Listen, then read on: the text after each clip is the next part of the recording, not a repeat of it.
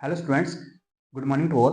आज हम work work energy theorem kinetic energy के बारे में स्टडी करेंगे। पहले हम वर्क के बारे में पढ़ेंगे। तो वर्क क्या होता है? वर्क होता है काम। ठीक है, जब हम किसी बॉडी के ऊपर एक फोर्स लगाएंगे, अगर वो अपनी जगह से थोड़ी सी डिस्प्लेस होगी तो उसको बोलेंगे हम वर्क डन। ठीक है, जो वर्क को तभी बोलेंगे हम जब उसके ऊपर फोर्स लगाई हमने, अगर वो थोड़ी सी डिस्प्लेस होगी तो उसको बोलेंगे हम work is said to be done, मतलब वर्क डन हो गया हमारे पास। ठीक है, अगर हमारे पास एक बॉडी है, अब उसको अगर हमने एक फोर्स लगाई और वो उसी डायरेक्शन में क्या हुआ, उसकी थोड़ी सी डिस्प्लेसमेंट होगी, तो उसको बोल देंगे हम वर्क डन। तो वर्क डन बेसिकली क्या हुआ, फोर्स लगाई हमने और वो डिस्प्लेस होगी, तो work done equal to force into displacement. But अगर हमने बॉडी के ऊपर फोर्स लगाई, अगर वो डिस्प्लेस नहीं हुई तो वर्क डन जीरो हुआ उस टाइम। ठीक है, यहां पे कुछ काम हुआ अगर वो डिस्प्लेस हुई तो। ठीक है, अब अगर हमारे पास इस तरीके से एक बॉडी है, अगर हमने इसको फोर्स लगाई है इस डायरेक्शन में, एफ फोर्स, तो इसको हमें क्या करना पड़ेगा, रिजॉल्व करना पड़ेगा। ये हॉरिजॉन्टल के साथ सपोज करो थीटा एंगल बना रही है, तो यहां पे आ जाएगा एफ कॉस थीटा और यहां पे हो जाएगा एफ साइन थीटा। अब बॉडी क्या हुआ, थोड़ी सी डिस्प्लेस होगी यहां तक, एस डिस्टेंस पे। अब अब क्या हुआ, ये जो वर्टिकल कंपोनेंट है फोर्स का, इसने तो कोई काम नहीं किया, क्योंकि अपवर्ड मोशन में क्या हुआ, ऊपर को बॉडी नहीं गई, बॉडी गई हॉरिजॉन्टल डायरेक्शन में। तो वर्टिकल मोशन में क्या हो गया, वर्टिकल में इसका वर्क डन जीरो हो गया। अब ये हॉरिजॉन्टल में कौन सा कंपोनेंट है, एफ कॉस थीटा। तो इसका मतलब जो वर्क डन हुआ हमारे पास वो हुआ F cos theta into S. तो इसको ऐसे लिखते हैं हम, F S cos of theta, मतलब एफ डॉट एस। अगर वर्क डन का फॉर्मूला होता है हमारे पास एफ डॉट एस। ठीक है, ये है हमारे पास वर्क डन। अब ये जो वर्क डन होते हैं वो तीन टाइप के होते हैं work done, positive work done, negative work done और जीरो वर्क डन।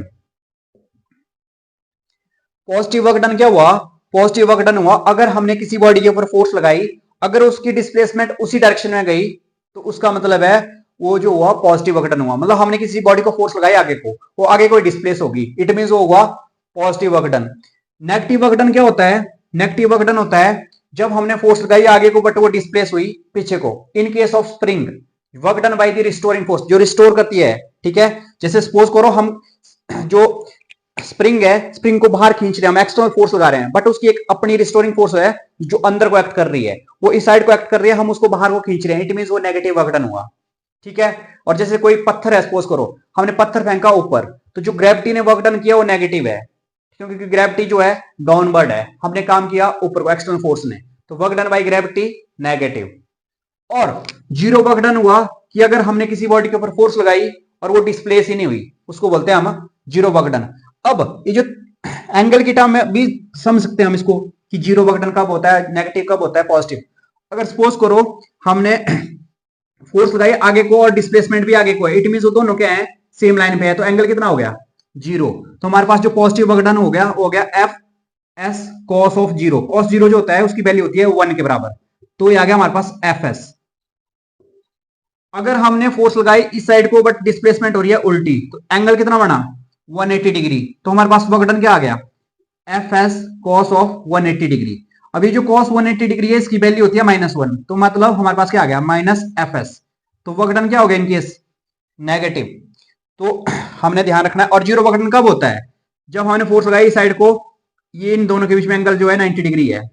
ठीक है, जैसे कुल्ली है, कुल्ली ने अपने सर पे कुछ सामान उठाया है, अगर वो कुछ डिस्टेंस ट्रेवल करेगा, इट मींस उसने क्या किया, जीरो वर्क डन किया, क्योंकि जिस साइड को उसने डिस्प्लेसमेंट उसकी डिस्प्लेसमेंट हुई और जो सामान था उसके बीच में एंगल बन रहा है 90 डिग्री, 90 डिग्री बन रहा है, इट मींस क्या हुआ, F S cos of 90, cos 90 की वैल्यू होती है जीरो, तो हमारे पास क्या आ गया बेटा, हमारे पास आ गया जीरो वर्क डन।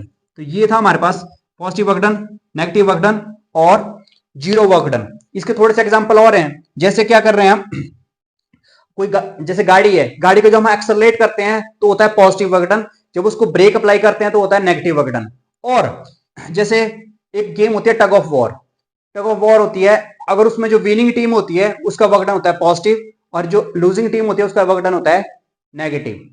ठीक है, और अगर हम कुएं में से पानी निकाल रहे हैं, सपोज करो हमारे पास बकेट है, बकेट से हमें कुएं से पानी निकाला, तो हमारे द्वारा जो वर्क डन होगा होगा पॉजिटिव, बट उस टाइम जो ग्रेविटी ने वर्क डन किया होगा नेगेटिव वर्क डन। तो ये था हमारे पास वर्क डन के बारे में कि वर्क डन क्या होता है।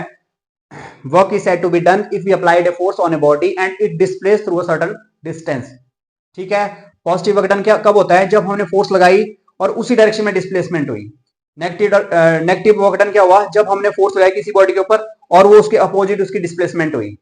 जीरो वर्क डन हुआ, हमने बॉडी के ऊपर फोर्स लगाई, वो डिस्प्लेस ही नहीं हुई, जीरो वर्क डन। ठीक है, ये था हमारे पास वर्क डन के बारे में।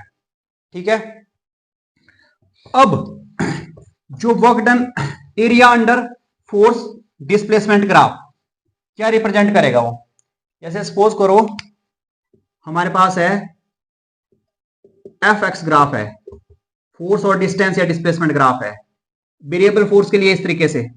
तो हमारे पास कोई दो पॉइंट ले लेने हमने, उसके अंडर जो एरिया है वो निकाल देना, लगभग रेक्टेंगल बना है। ठीक है, यहां पे x1 x2 यहां से यहां तक f। तो हमारे पास जो एरिया होगा रेक्टेंगल का क्या हो जाएगा, area under F X graph क्या हो जाएगा हमारे पास, area of rectangle, area of rectangle. Rectangle मान लो इसको A B C and D, A B C D. अब रेक्टेंगल का एरिया क्या होता है, लेंथ इंटू विड्थ। तो x2 minus x1 into F. x2 minus x1 जो होता है डिस्प्लेसमेंट के बराबर होता है, तो ये आ गया f इंटू एस। बट जो एफ एस होता है वो होता है हमारे पास वर्क डन। तो हमारे पास क्या आ गया, area under F X graph क्या रिप्रेजेंट कर रहा है, वर्क डन।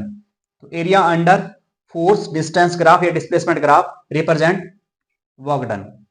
ठीक है, इसके बाद है एनर्जी। एनर्जी क्या होती है, एनर्जी होती है कैपेसिटी ऑफ डूइंग वर्क।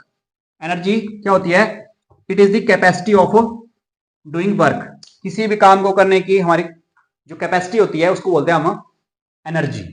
ठीक है, एनर्जी डिफरेंट टाइप्स की होती है, काइनेटिक एनर्जी होती है, पोटेंशियल एनर्जी होती है, मैकेनिकल एनर्जी होती है, न्यूक्लियर एनर्जी, लाइट एनर्जी, बहुत एनर्जी होती है। बट हम बेसिकली इसमें पोटेंशियल एनर्जी और काइनेटिक एनर्जी के बारे में पढ़ेंगे। तो पहले हम पढ़ेंगे काइनेटिक एनर्जी के बारे में।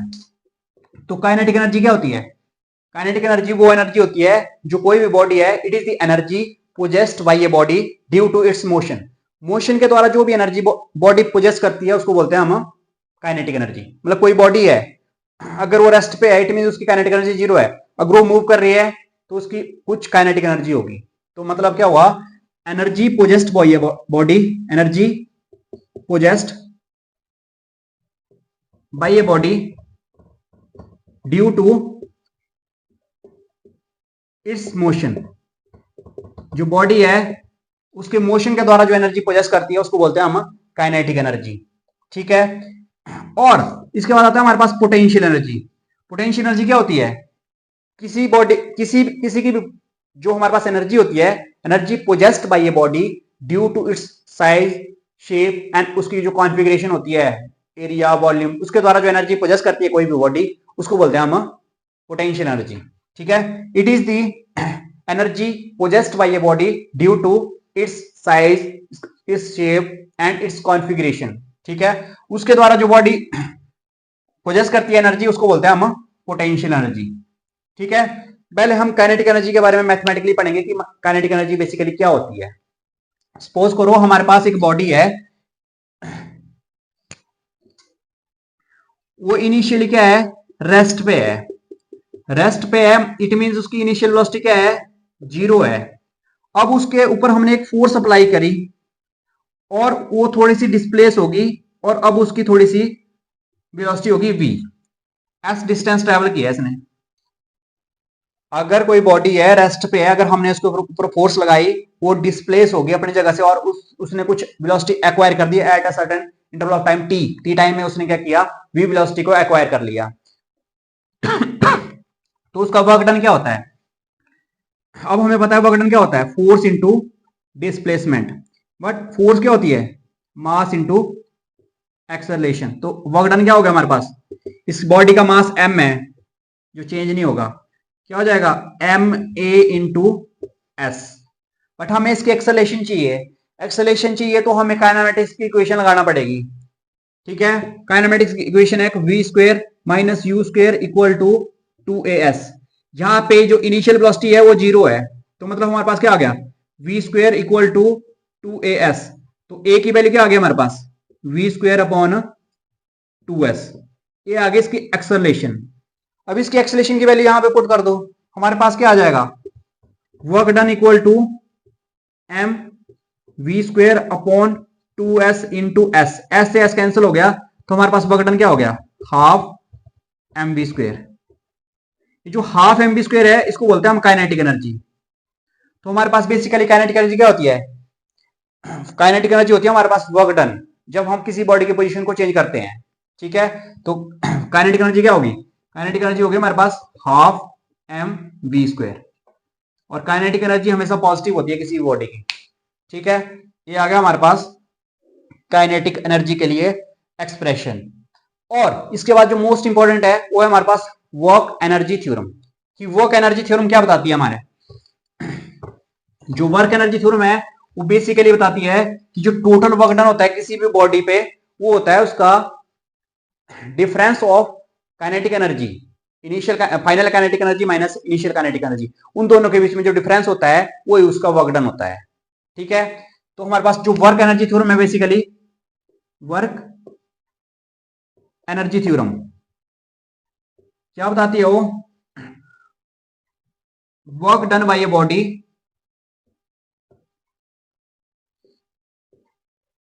Is equal to difference in its kinetic energy. मतलब जो वर्क डन होता है वो होता है kinetic energy final minus kinetic energy initial, final minus initial kinetic energy, इसको बोलते हैं डेल्टा के। डेल्टा के हो गया चेंज इन काइनेटिक एनर्जी। या इसको ऐसे लिखते हैं हम, work done by a body is equal to the change in kinetic energy. ये भी डेफिनेशन बन गई इसकी एक, ठीक है। तो अगेन हम इसको प्रूव करेंगे कि ये क्या एक्चुअल में ऐसा होता है या नहीं होता है। हम सेम इसमें लेंगे दो बॉडीज। अब हम जो बॉडी होगी जिसका मास m होगा, इसमें ऐसे लिख लेंगे हम, consider a body of mass m moving with velocity v velocity से u वेलोसिटी से मूव कर रही है, इसकी इनिशियल वेलोसिटी है u। फिर अब हमने क्या किया, इसके ऊपर एक फोर्स लगा दी, तो इसने क्या किया, एक डिस्टेंस या डिस्प्लेसमेंट हुई इसकी और इसने एक्वायर कर ली v वेलोसिटी।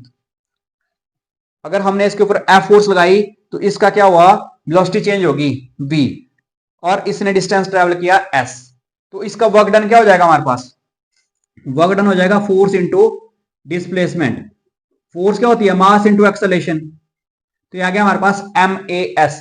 अगेन हमने क्या करना है, इसकी एक्सेलरेशन निकालनी है पहले। तो एक्सेलरेशन निकालने के लिए अगेन हम क्या करेंगे, काइनेमेटिक्स की इक्वेशन यूज करेंगे।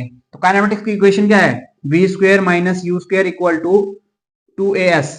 हमें चाहिए a की वैल्यू, a की वैल्यू कितनी आ गई, v square minus u square upon 2s। इसको फर्स्ट इक्वेशन मान लो, इसको सेकंड इक्वेशन मान लो।